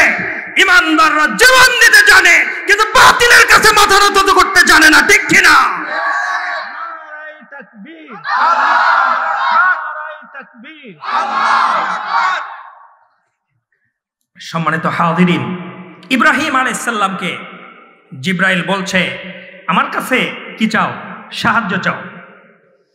ইব্রাহিম আলাইহিস সালাম তিনি বললেন, না, আমার রবের কাছে আমি সাহায্য চাই। আমার রব যদি আমাকে বাঁচায় দেন, তাহলেই সবেমাত্র আমি মুক্তি পেতে পারি। আমার বন্ধুগণ, আল্লাহ রাব্বুল আলামিন তার খলিলকে আগুন থেকে বাঁচায় দিলেন। জোরে বলেন সুবহানাল্লাহ। আগুনকে বললেন, কুলনা ইয়া নারু কুনি বারদান ওয়া সালামান আলা ইব্রাহিম। জোরে বলেন আল্লাহু আকবার। ও আগুন, আমার ইব্রাহিমের জন্য সালামান, বারদাও ওয়া সালামান, শান্তিদায়ক ঠান্ডা হয়ে যাও, শান্তিদায়ক হও। একবারে বেশি হইলে আবার ইব্রাহিম বরফে জমে যাবে, ঠিক কি না? আবার একবারে গরম হয়ে গেলে ইব্রাহিম পুড়ে যাবে। এই জন্য সালাম শব্দটা আল্লাহ রাব্বুল আলামিন ইউজ করলেন। সালাম শব্দটা ইউজ করে বোঝাতে চাইলেন, আমার ইব্রাহিমের জন্য আজকের এই আগুনটা ফুল বাগান হয়ে যাও। আল্লাহু আকবার। আল্লামা ইকবাল বলেন, আযভি হুজুর इब्राहिम का इमा पैदा आगे कर सकती है इकंदज गुलिस्ता पैदा। আজও যদি ইব্রাহিম আলাইহিস সালামের মতো দুনিয়ার মানুষগুলো ঈমান আনতে পারে, তাহলে আজও রব্বুল আলামিন এই পৃথিবীর অগ্নিকুণ্ডকে ফুলের বাগান বানায় দিতে পারেন। আল্লাহু আকবার। আমার বন্ধুগণ, এখানে মসজিদ নির্মাণ হচ্ছে, ঠিক কিনা? মসজিদের কনস্ট্রাকশনের কাজ হচ্ছে। এই পৃথিবীর প্রথম মসজিদের নাম কি? সবাই বলে বাইতুল্লাহ, আল্লাহর ঘর। কোথায় সেটা? মসজিদুল হারাম। এই পৃথিবীতে প্রথম মসজিদ, প্রথম ঘরটাই হচ্ছে মসজিদ। আল্লাহু আকবার বলবেন না? প্রথম ঘরটাই মসজিদ। ওই যে আদম আলাইহিস সালাম বলেছিলেন, আদম আলাইহিস সালাম যখন ভুল করলেন, আদম আলাইহিস সালাম আল্লাহর কাছে আরজ করলেন, ও আল্লাহ তাআলা, আরশে আজিমের উপরে, আরশে আজিমের সপ্তম আকাশের উপরে, আরশে আজিমের নিচে একটা ঘর আছে, বাইতুল মামুর। এই ঘরটার ফেরেশতারা যদি একবার তওয়াব করে, আর কিয়ামতের আগে তওয়াব করার কোনো সুযোগ নাই। এইরকম একটা ঘর যদি আপনি পৃথিবীর জমিনে দিয়ে দেন, তাহলে আমি আদম আলাইহিস সালাম পৃথিবীতে যেতে রাজি আছি। সুবহানাল্লাহ। আল্লাহ রাব্বুল আলামিন, এই পৃথিবী ছিল পানির উপরে, ওয়াকানা আরশুহু আলাল মা। কিসের উপরে ছিল? আরশ ছিল পানির উপরে। আল্লাহ রাব্বুল আলামিন পানির ভিতরে বুদবুদ সৃষ্টি করে দিলেন। পানির ভিতরে বুদবুদ সৃষ্টি করার পরে পানির ভিতরে চর জেগে উঠলো। কি জেগে উঠলো? চর। এই চর মানে হচ্ছে কাবা। আল্লাহু আকবার। চর মানে কি? কাবা। আর কাবা মানে হচ্ছে উঁচু জায়গা। উঁচু জায়গাতে আল্লাহ রাব্বুল আলামিন পৃথিবীর প্রথম ঘর বানালেন। আর পৃথিবীর প্রথম ঘরটাই কি? মসজিদ। এই জন্য পৃথিবীতে যত মসজিদ আছে সমস্ত মসজিদকে আল্লাহর ঘর বলা হয়, বাইতুল্লাহর শাখা প্রশাখা বলা হয়। আমার বন্ধুগণ, যেই কথাটা বলছিলাম, পৃথিবীর প্রথম ঘর বাইতুল্লাহ নির্মাণ হয়ে গেল। আমার বন্ধুগণ, আদম আলাইহিস সালাম 56 বার এই বাইতুল্লাহ জিয়ারত করেছেন। জোরে বলেন সুবহানাল্লাহ। কয়বার? হযরত নূহ আলাইহিস সালামের সময় একটা প্লাবন হলো। কি হলো? প্লাবন হলো। মসজিদটাতে আজকে হচ্ছে, এই মসজিদে যে আপনারা টাকা দান করছেন, এটা কেন করছেন, এটার ফজিলত কি, এটা আপনাদেরকে জানতে হবে। আর এটাই হচ্ছে ঈমান। এটা হচ্ছে 2 নম্বর শর্ত। এটাই হচ্ছে 3 নম্বর শর্ত আমলে সালেহ, জান্নাতে যাবার। কয়টা শর্ত বলছি? 3 নম্বর। 2 নম্বর চলছে। আমার বন্ধুগণ, আল্লাহ রাব্বুল আলামিন বলেন, নিশ্চয় এই পৃথিবীর প্রথম ঘরটাই হচ্ছে মসজিদ। আল্লাহ রাব্বুল আলামিন বলেন, ইন্না আউওয়ালা বাইতিন উদিআ লিন-নাসি লাল্লাযী বিবাক্কাতা মুবারাকান ওয়া হুদাল লিল-আলামিন। জোরে বলেন আল্লাহু আকবার।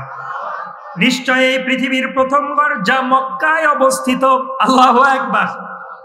বিশ্বাসীদের জন্য এই জায়গায় হেদায়েত রয়েছে। জোরে বলেন আল্লাহু আকবার। এই ঘরটা সারা পৃথিবীর পাহারাদার। এই ঘরটা কি? সারা পৃথিবীর পাহারাদার। এই ঘরের কাছে যদি আপনি যান, আপনার চাইতে নিরাপদ পৃথিবীতে আর কেউ নেই। অস্ট্রেলিয়ার বনের কোনো পাখি যদি এক বন থেকে আরেক বনে আহার করার জন্য যায়, আর পাখিটা যদি তার পথ ভুলে যায়, ওই কাবা ঘর বাইতুল্লাহ ওই পাখিকে তার বাড়ির, তার নীড়ের পথ দেখায়া দেয়। সুবহানাল্লাহ। তাহলে বোঝা গেল মসজিদ আমাদেরকে হেদায়েতের পথ দেখায়, ঈমানের পথ দেখায়। ঠিক কিনা বলেন? সেখানে আর কি কি আছে আল্লাহ পাক বলেন, ফীহি আয়াতুম বাইয়িনাতুম মাকামু ইব্রাহিম ওয়া মান দাখালাহু কানা আমিনা। চিৎকার মেরে বলেন আল্লাহু আকবার। সেখানে মাকাম ইব্রাহিম আছেন। হাজী সাহেব কে কে আছেন? হাত তোলেন দেখি। আল্লাহু আকবার। আপনারা দেখে এসেছেন মাকাম ইব্রাহিম সেখানে আছে। আমার বন্ধুগণ, পৃথিবীর প্রথম ঘর নূহ আলাইহিস সালামের প্লাবন। নূহ আলাইহিস সালামের সময় এই পৃথিবীতে 150 দিনের প্লাবন হয়েছিল। কয়দিন? আমাদের বাংলাদেশে 10 দিনের বৃষ্টি হইলে বাংলাদেশ তলায়া যায়। ঠিক কিনা বলেন? ত্রাণ নিয়ে সরকার হিমশিম খেয়ে যায়। ঠিক কিনা বলেন? সেই সময় নূহ আলাইহিস সালামের সময় 150 দিনের প্লাবন হয়েছিল। কত? 150 দিনের প্লাবন। পৃথিবী তলায় গেছে। হযরত নূহ আলাইহিস সালাম ছিলেন হিটেড পারসন, গরম জালালি। তিনি বললেন, আল্লাহ, এই কওমকে আমি 950 বছর ইসলামের দাওয়াত দিয়েছি, এই কওমের ভিতরে মাত্র 80 জন ঈমান গ্রহণ করেছে। কয়জন? অল্প সময়ের ভিতরে কিছু তথ্য দিয়ে যাই, খুব মনোযোগ দিয়ে শুনবেন। মাত্র 80 জন। এই জাতিকে আর রাখার দরকার নেই। আমার বন্ধুগণ, ইব্রাহিম নূহ আলাইহিস সালাম দোয়া করলেন, ওয়া ক্বালা নূহু রাব্বি রব্বি লা তাযার আলাল আরদি মিনাল কাফিরিনা দাইয়ারা। জোরে বলেন আল্লাহু আকবার। আল্লাহ তাআলা এই পৃথিবীর একজন বেঈমানকেও আপনি বাঁচায় রাখবেন না। তিনি এই কথা বলার পরে আল্লাহ রাব্বুল আলামিন তিনাকে নির্দেশ দিলেন, নৌকা বানাও, নৌকার ভিতরে তোমার অনুসারীদেরকে উঠায়া নিয়ে চলে যাও। 150 দিনের প্লাবন হবে। কয়দিন?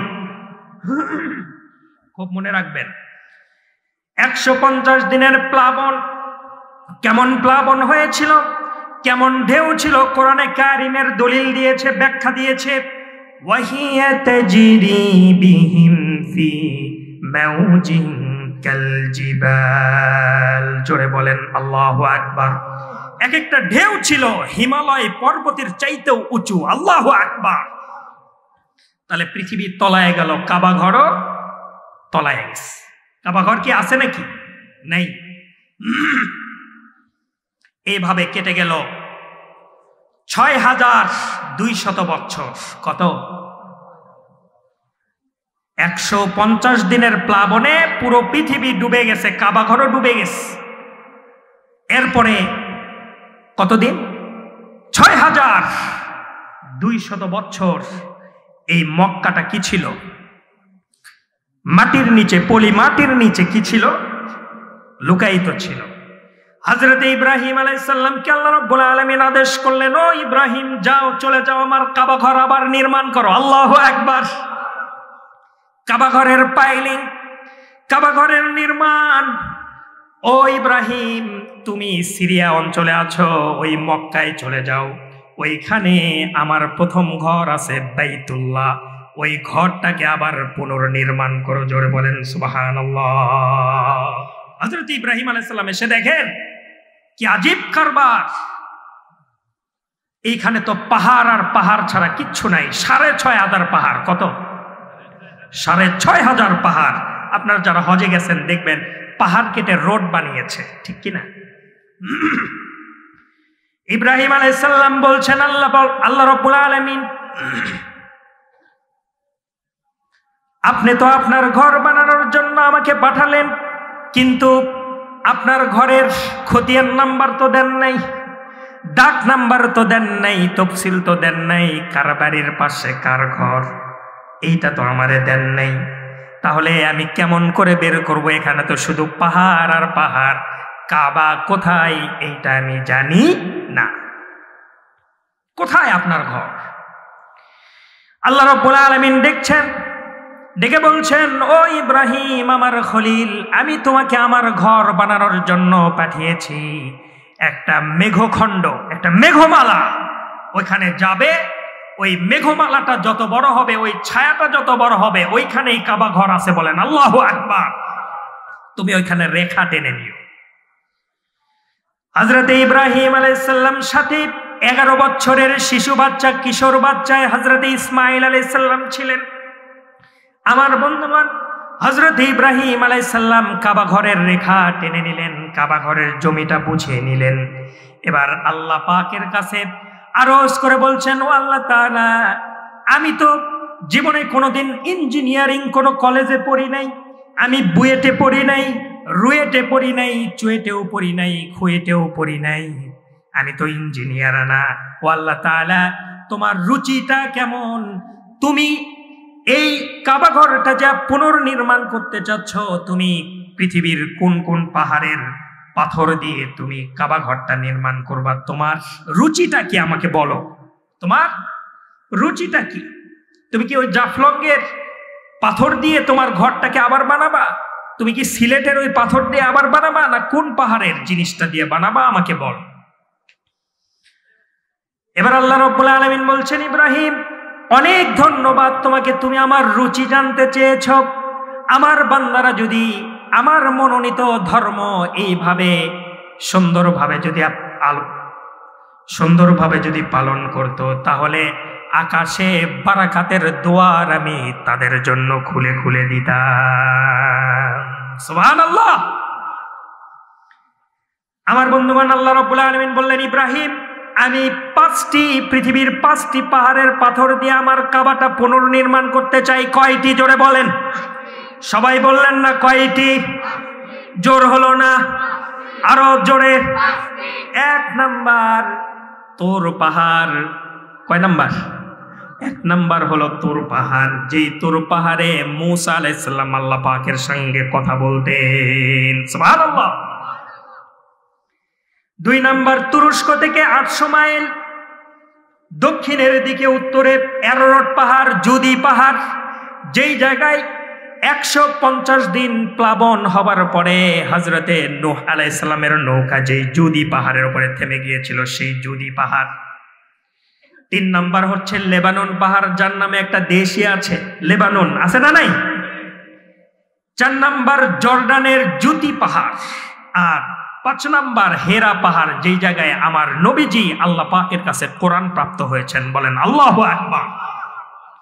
পৃথিবীর এই 5টি পাহাড়, এই পাহাড়ের পাথর দিয়ে আমি আমার ঘরটাকে নির্মাণ করতে চাই। ইব্রাহিম আলাইহিস সালাম মাথায় হাত দিয়েছেন। কি করছেন? মাথায় হাত দিয়ে বলছেন, আল্লাহ তাআলা, ওই মিশর থেকে আমি, আমার কাছে কোনো শ্রমিক নাই, কোনো যানবাহন নাই, কিচ্ছু নাই, ছোট্ট মাত্র আমার শিশু ইসমাইল আমার সঙ্গে আছে। ওই পাহাড় থেকে যদি, ওই মিশর থেকে যদি আমি তুর পাহাড়ের পাথর আনতে যাই আপনার ঘর নির্মাণ করার জন্য, আবার যদি ওই অ্যারারাত পাহাড়ে যাই, আবার যদি জুদি পাহাড়ে যাই, সারা পৃথিবী যদি আমি এইভাবে পাথর সংগ্রহ করার জন্য ঘুরি, কিয়ামত হয়ে যাবে, আপনার ঘর বানানো হবে না। ঠিক কি না? ইব্রাহিম আলাইহিস সালামকে আল্লাহ বলছেন, ইব্রাহিম, আমি কি তোমাকে, আমি শুধু আমার মনের কথাটা তোমাকে বলেছি। আমি এই 5টা পাহাড়ের পাথর দিয়ে আমি আল্লাহর ঘর পুনর্নির্মাণ হবে, এটা শুধু বলেছি। তোমাকে তো পাথর আনতে বলি নাই, তোমার কাছে তো কেউ নাই, এটা তো আমি জানি। ইব্রাহিম, তুমি মক্কার জমিন থেকে এই 5টি পাহাড়কে শুধুমাত্র হুকুম করে দাও, পাথর উড়ে উড়ে তোমার কাছে চলে আসবে। আমার বন্ধুগণ, ইতিহাস শোনেন। কাবা ঘরের অনেক কথা শুনেছেন, এইরকম ইতিহাস কেউ শোনাবে না আপনাকে। 5টি পাহাড়ের পাথর দিয়ে আল্লাহ রাব্বুল আলামিন এই ঘরটাকে আবার পুনর্নির্মাণ করতে চাইলেন। পাহাড়ও আল্লাহর জন্য কেঁদে ওঠে। আমার বন্ধুগণ, কোরআনে কারীম বলছেন, ওয়া ইন্না মিনহা লামা ইয়াশাক্কাকু ফায়াখরুজু মিনহুল মা। জোরে বলেন আল্লাহু আকবার। পাথরও আল্লাহর ভয়ে কেঁদে দেয়, এই জন্যই তো সাগরের ভিতরে এতগুলো পানি আমরা দেখতে পাই। জোরে বলেন ঠিক কিনা? আল্লাহর ভয়ে পাথর কাঁদে। আমার বন্ধুগণ, পাথর দিয়ে কাবা ঘর নির্মাণ হয়ে গেল। এবার হযরত ইব্রাহিম আলাইহিস সালাম আল্লাহর কাছে দোয়া তুলেছেন, হাত তুলেছেন। আল্লাহ তাআলা দেখেন কত চমৎকার ভাষায় ইব্রাহিম আলাইহিস সালাম তার বানানো ঘরটাকে আল্লাহ রাব্বুল আলামিনের সামনে তুলে ধরছেন, উপস্থাপন করছেন। বলছেন, আল্লাহ, আমি তো রুয়েটে পড়ি নাই, বুয়েটে পড়ি নাই, পৃথিবীর কোনো ইঞ্জিনিয়ারিং কলেজে আমি পড়ি নাই, আমি আর্কিটেকচার নই। তুমি হুকুম দিয়েছ, তাই তোমার ঘর বানিয়েছি। কেমন বাঁকাতারা বানালাম, তুমি দয়া করে এই ঘরটাকে তুমি কবুল করে নাও। সবাই আমার সঙ্গে পড়েন, রব্বানা তাকাব্বাল মিন্না ইন্নাকা আনতাস সামিউল আলিম। জোরে বলেন আল্লাহু আকবার। ইব্রাহিম আলাইহিস সালাম দোয়া করলেন, আল্লাহ রাব্বুল আলামিন খুশি হয়ে গেলেন। খুশি হয়ে বলছেন, ও ইব্রাহিম, তুমি আমার ঘর পুনর্নির্মাণ করেছ, কাবাকে পুনর্নির্মাণ করে দিয়েছ। যাও, আজকের এই কাবাটা তোমার নামে এবং তোমার শিশু ইসমাইলের নামে আমি রেকর্ড করে দিলাম। وَإِذْ يَرْفَعُ إِبْرَاهِيمُ الْقَوَاعِدَ مِنَ الْبَيْتِ وَإِسْمَاعِيلُ। চিৎকার দিয়ে বলেন আল্লাহু আকবার। আজ থেকে আল্লাহর ঘরের একটা ফাইল খোলা হলো। কি খোলা হলো? জোরে বলেন। একটা ফাইল খোলা হলো। পৃথিবীতে যারাই মসজিদ নির্মাণ করবে প্রথমে ইব্রাহিম আলাইহিস সালামের নাম থাকবে, দ্বিতীয়তে কার নাম? সবাই বলেন, আবার জোরে বলেন। জোর হলো না, আরো জোরে, ঘুম ভেঙে বলুন। ইসমাইল আলাইহিস সালাম। আমার বন্ধুগণ, ইসমাইল আলাইহিস সালামের নামের পরে যারাই পৃথিবীতে মসজিদ বানানোর জন্য 5 টাকা হলেও দান করবে তাদের নাম হযরতে ইব্রাহিম আলাইহিস সালামের ওই ফাইলে রেকর্ড হয়ে যাবে। আল্লাহু আকবার। আমার বন্ধুগণ, বলছিলাম বাদশা হারুনুর রশিদ, তিনি বাগদাদের বাদশা ছিলেন, বিশাল ধনদার বাদশা। তিনি ঘোষণা করলেন, আমি মৃত্যুর পরে আমার নবীজির ওই হাদিসটাকে আমল করতে চাই। আল্লাহর নবী বলে গিয়েছেন, যে ব্যক্তি কোন মসজিদ নির্মাণের সময় হেল্প করবে, একটু টাকা দান করবে, সেই বান্দাকে আল্লাহ রাব্বুল আলামিন জান্নাতের ভিতরে বিল্ডিং বানায় দিবেন। সুবহানাল্লাহ। আমি এই হাদিসটাকে আমল করতে চাই। কোন বাদশা? সবাই বলেন, বাদশা হারুনুর রশিদ। বাদশা হারুনুর রশিদ ঘোষণা করে দিলেন, বাগদাদে আমি একটা মসজিদ বানাতে চাই। পৃথিবীতে সেই সময় সব থেকে দামি যেই পাথর ছিল, সেই পাথর দিয়ে তিনি মসজিদ নির্মাণ করা শুরু করলেন। তিনি বললেন, রাষ্ট্রের কোষাগার থেকে আমি 1 টাকাও নিব না এবং কারো কাছ থেকে আমি 1 টাকাও নিব না। আমি একাই মসজিদ নির্মাণ করব, আমার জান্নাতের ভিতরে আমি বিল্ডিং বানাবো। জোরে বলেন সুবহানাল্লাহ। তিনি মসজিদ বানানো শুরু করলেন। একজন মজুর, কি দিন মজুর, বাদশার খলিফা হারুনুর রশিদের একজন দিন মজুর, তিনি চিন্তা করলেন, আমার নবীজি যেহেতু বলেছেন যদি কেউ একটা পাথরও দান করে, একটা ইটও দান করে আমার বন্ধুগণ, তাহলে তার জন্য জান্নাতের ভিতরে বালাখানা হয়ে যাবে। আমি আমার নবীজির এই হাদিসের উপরে আমি আমল করতে চাই। জোরে বলেন সুবহানাল্লাহ। কিন্তু বাদশা তো ঘোষণা দিছে, কারো কাছ থেকে কোনো অনুদান নেওয়া হবে না, রাষ্ট্রের কোষাগার থেকেও নেওয়া হবে না, আমি আমার নিজের টাকায় এটা বানাবো। ওই দিন মজুর চিন্তা করলেন, বাদশা যেই পাথর দিয়ে মসজিদ নির্মাণ করছেন, এই মসজিদের পাথরের এক একটা পাথরের দাম অনেক দিরহাম করে, তাহলে আমাকে অনেক দিন মজুর খাটতে হবে। তিনি দিন মজুর খাটা শুরু করলেন। খাটা শুরু করতে করতে প্রায় 20-25 দিন পরে একটা পাথর কেনার মতো দিরহাম তার কাছে চলে আসলো। তিনি একটা পাথর কিনলেন, মসজিদে দান করবেন। বলেন আল্লাহু আকবার। কিন্তু কেমনে দান করবেন? তিনি গভীর রাত্রিতে অনেক দিরহাম দিয়ে একটা পাথর খণ্ড তিনি কিনেছেন। বাদশা হারুনুর রশিদ যখন রাতের বেলা ঘুমায় গেছেন, বাদশা হারুনুর রশিদের সমস্ত কর্মচারীরা যখন ঘুমায় গেছে, সকল আর্কিটেকচাররা যখন ঘুমায় গেছে, তখন ওই দিন মজুর আস্তে আস্তে চুরি করে আস্তে আস্তে এসে আমার বন্ধুগণ তার দিনের পরে দিন পরিশ্রম করা দিরহাম দিয়ে যেই পাথরের টুকরোটা কিনেছিল, আমার বন্ধুগণ হযরতে হারুনুর রশিদের সেই পাথরের ভিতরে তার কিনা পাথরটাকে তিনি মিক্সড করে দিলেন। জোরে বলেন সুবহানাল্লাহ। তিনি আমল করার জন্য তিনি বাদশার সেই পাথর, তিনি যে জায়গায় পাথর কিনে স্তূপ করেছেন, সেই জায়গায় তেনার কষ্টের টাকায় কেনা পাথর তিনি স্তূপ করে দিয়ে আসলেন রাতের আধারে।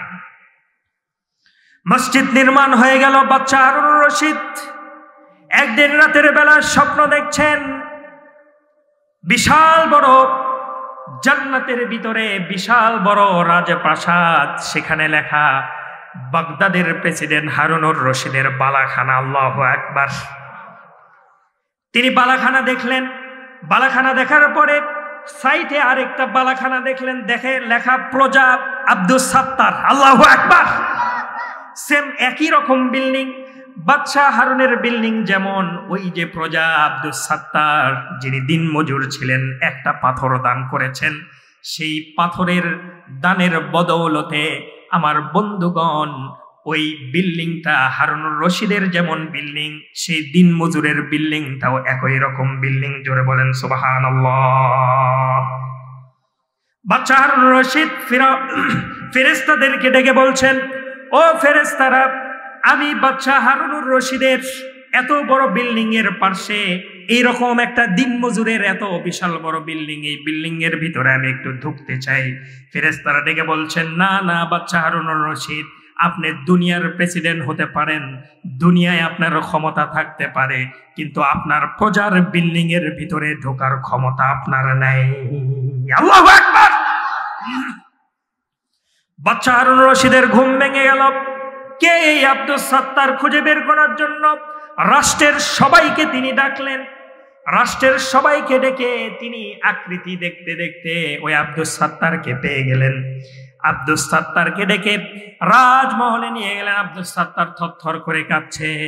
আমার বন্ধুগণ, বাচ্চা ডেকে বলছে, ও আব্দুস সাত্তার, ওই যে জান্নাতের ভিতরে স্বপ্ন দেখলাম, আমার পার্শ্বের বিল্ডিংটা যেমন, আমার বিল্ডিংটা যেমন আমার পার্শ্বের বিল্ডিংটাও তেমন, কি করেছো তুমি? তুমি করো।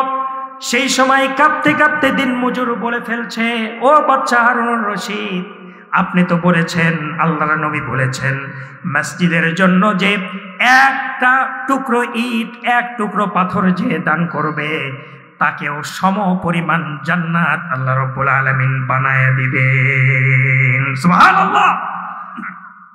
সম পরিমাণ জান্নাত।